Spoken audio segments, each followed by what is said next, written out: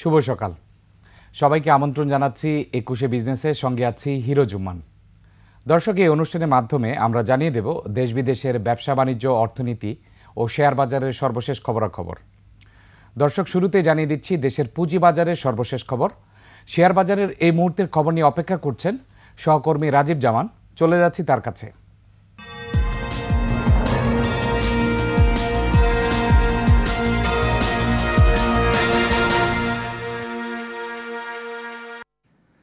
আপনাকে অনেক ধন্যবাদ। জানিয়ে দিচ্ছি ঢাকা স্টক এক্সচেঞ্জের লেনদেন শুরু আধ ঘন্টা পরের খবরাখবর। গতকাল যে ট্রেন্ড আমরা দেখেছিলাম ঢাকা স্টক এক্সচেঞ্জে, অর্থাৎ গতকাল যে ঊর্ধ্বমুখী প্রবণতা নিয়ে দিন শেষ হয়েছিল, তারই ধারাবাহিকতায় আজও এখন পর্যন্ত কিন্তু একটা ঊর্ধ্বমুখী প্রবণতা রয়েছে ঢাকা স্টক এক্সচেঞ্জের লেনদেনে। এই মুহূর্তে আমরা প্রধান সূচকটি দেখতে পাচ্ছি প্রায় ২৪ পয়েন্টের মতো বেড়ে গিয়ে ৫,২২২ পয়েন্টে অবস্থান করছে। এছাড়া ঢাকা স্টক এক্সচেঞ্জে এই মুহূর্তে লেনদেন প্রতিষ্ঠান বা মিউচুয়াল ফান্ড ইউনিটগুলোর মধ্যে আমরা দেখতে পাচ্ছি বেশিরভাগেরই দর বেড়ে লেনদেন হতে দেখা যাচ্ছে। দর বেড়েছে ২৪২টির আর কমেছে ৩৬টির, এবং এই মুহূর্ত পর্যন্ত যদি আমরা ঢাকা স্টক এক্সচেঞ্জের সর্বমোট লেনদেন দেখি, সেটিও ছাড়িয়ে গিয়েছে এই মুহূর্তে ৬৫ কোটি টাকার কিছুটা বেশি। অর্থাৎ লেনদেনের গতি কিন্তু গতকালের ধারাবাহিকতা একই রকম রয়েছে। খুব একটি ট্রেন্ড সচল আছে সেটি আসলে বলা যাবে না। সে সাথে দিনের শুরু থেকে এখন পর্যন্ত যে অবস্থানটি আমরা দেখতে পাচ্ছি টপ ট্রেডের তালিকা, অর্থাৎ লেনদেনের শীর্ষে যে প্রতিষ্ঠানগুলো এই মুহূর্তে ঢাকা স্টক এক্সচেঞ্জে অবস্থান নিয়েছে, তার মধ্যে রয়েছে খান ব্রাদার্স পিপি ওভেন ব্যাগ। এই প্রতিষ্ঠানটি শেয়ার প্রথম স্থানটি দখল করে রয়েছে টপ ট্রেডের তালিকায়। তারপর রয়েছে ফাইন ফুড লিমিটেড, এছাড়া আছে রবি, এছাড়া অগ্নি সিস্টেম, মিডল্যান্ড ব্যাংক, কেপিপিএল, এরপরে রয়েছে পূবালী ব্যাংক, ন্যাশনাল টিউবস, এছাড়া ফার্স্ট প্রাইম ফাইন্যান্স মিউচুয়াল ফান্ডের সাথে বাংলাদেশ শিপিং কর্পোরেশনকে দেখা যাচ্ছে টপ ট্রেডের তালিকা। অর্থাৎ একাধিক খাতের একটা মিশ্র আধিপত্য রয়েছে, কিন্তু টপ ট্রেডের তালিকা আজকে একক কোনো খাতের আধিপত্য আমরা লক্ষ্য করছি না।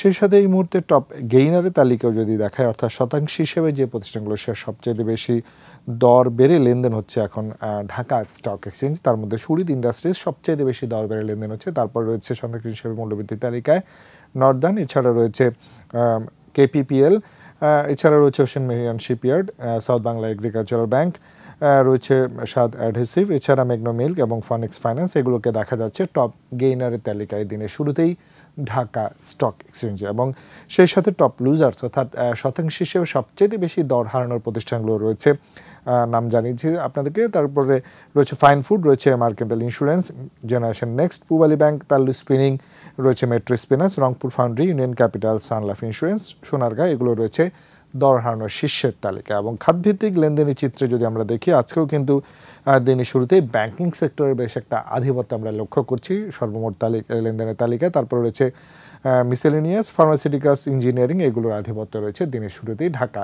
স্টক এক্সচেঞ্জে। তো হিরো দিনের শুরুতেই কিছুটা ঊর্ধ্বমুখী প্রবণতা নিয়ে লেনদেন চলছে, এখন অনেকটা সময় লেনদেন শেষ হতে বাকি, দেখা যাক কি হয়।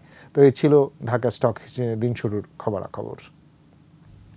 রাজীব জামান, আপনাকে ধন্যবাদ। এবার এশিয়ার প্রধান শেয়ার বাজারের খবর। সূচকের মিশ্র প্রবণতা দেখা যাচ্ছে এশিয়ার বেশিরভাগ পুঁজিবাজারে। জাপানের শেয়ার বাজার নিকি সূচক ৯৫৮ পয়েন্ট বেড়ে দাঁড়িয়েছে ৪০,২৬৪ পয়েন্টে।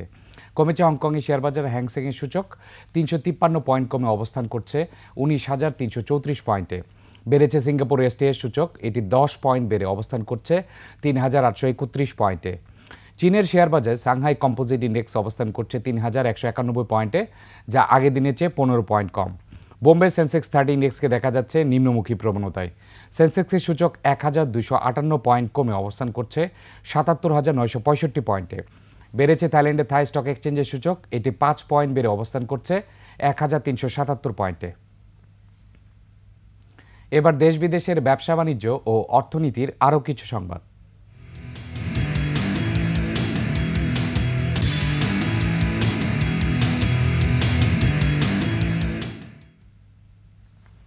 গেল ডিসেম্বরে দেশে খাদ্য মূল্যস্ফীতি কমে ১২.৯২% নেমে এসেছে। আগের মাস নভেম্বরে যা ছিল ১৩.৮%। বাংলাদেশ পরিসংখ্যান ব্যুরো বিবিএস সর্বশেষ হিসাবে খাদ্যপণ্যের মূল্য কমে যাওয়ায় দেশের সামগ্রিক মুদ্রাস্ফীতিও গত বছরের শেষ মাস ডিসেম্বরে কমে ১০.৮৯% নেমে এসেছে। আগের মাস নভেম্বরে সামগ্রিক মূল্যস্ফীতি ছিল ১১.৩৮%। গত জুলাইয়ের পর থেকে অক্টোবরের খাদ্য মূল্যস্ফীতি ছিল সর্বোচ্চ। এ সময় 14.10% পৌঁছায় মূল্যস্ফীতি। এদিকে ডিসেম্বরে খাদ্য বহির্ভূত মূল্যস্ফীতি দাঁড়িয়েছে 9.26%।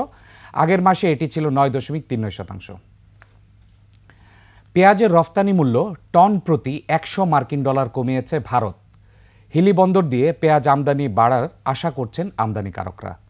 হিলি স্থলবন্দরের পেঁয়াজ আমদানিকারকরা জানান, কৃষকেরা ন্যায্য মূল্য নিশ্চিতে ও পেঁয়াজের রফতানি বাড়াতে ন্যূনতম রফতানি মূল্য কমিয়েছে ভারত। আগে প্রতি টন পেঁয়াজের রফতানি মূল্য $405 থাকলেও বর্তমানে তা কমিয়ে $305 করেছে ভারত, যা সোমবার থেকে কার্যকর হয়েছে বলে ভারতীয় রফতানিকারকরা জানিয়েছেন। এতে বন্দর দিয়ে পেঁয়াজের আমদানি যেমন বাড়বে, তেমনি দাম কমে আসবে।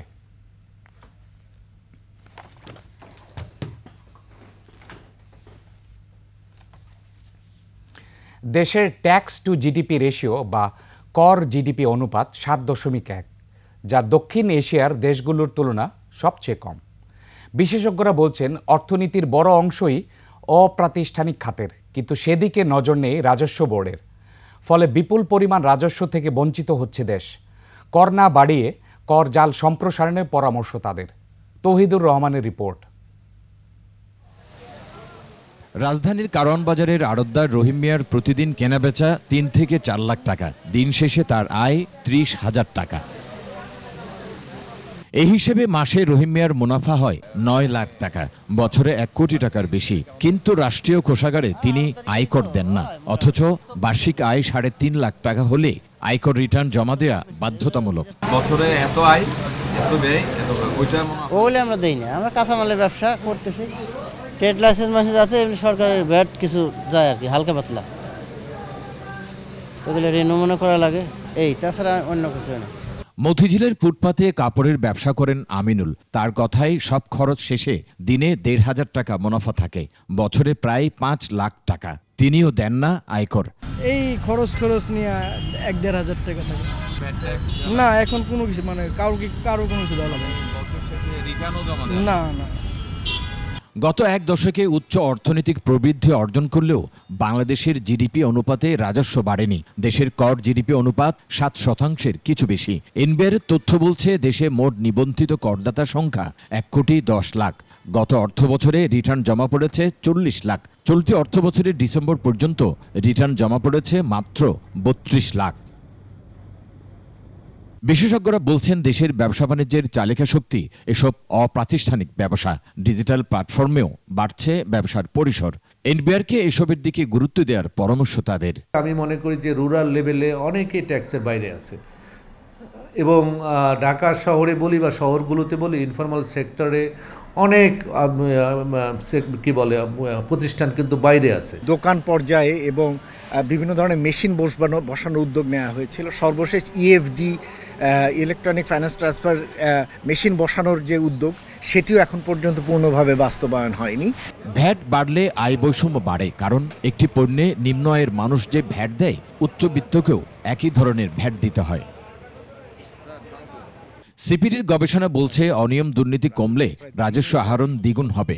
ভ্যাট না বাড়িয়ে শহর গ্রামে ছড়িয়ে থাকা অপ্রাতিষ্ঠানিক ব্যবসা থেকে কর আহরণের তাগিদ দেন অর্থনীতিবিদরা। অনলাইন ভিত্তিক যে ট্রানজ্যাকশন, সেটি সীমিত আকারে কিছুটা মনিটরিং সিস্টেমটা ইমপ্রুভ করেছে, কিন্তু সেটাও সামগ্রিকভাবে এই ট্রানজ্যাকশনগুলোকে মনিটর করতে পারে না। রাজস্ব খাত পুরোপুরি অটোমেশন হলে আদায় বাড়বে বলেও আশা করেন তারা। বর্তমানে প্রায় 45টি সেবা নিতে টিআইএন বাধ্যতামূলক। ই কমার্স যদি বলি বা অন্যান্য যেটা ডিজিটাল বিজনেসটা। তৌহিদুর রহমান, 21 টেলিভিশন, ঢাকা।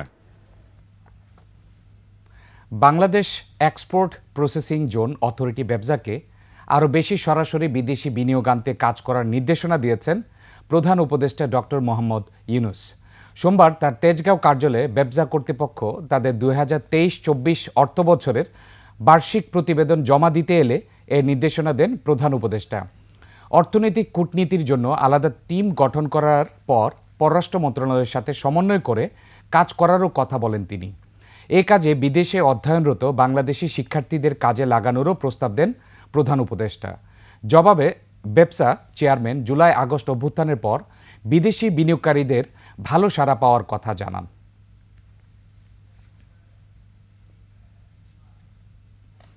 দর্শক, এবারে নিচ্ছে একটা বিরতি। বেলা 1:30 আবারও ফিরে আসবে 21শে বিজনেসে। দেখার আমন্ত্রণ রইল, 21-এর সঙ্গেই থাকুন।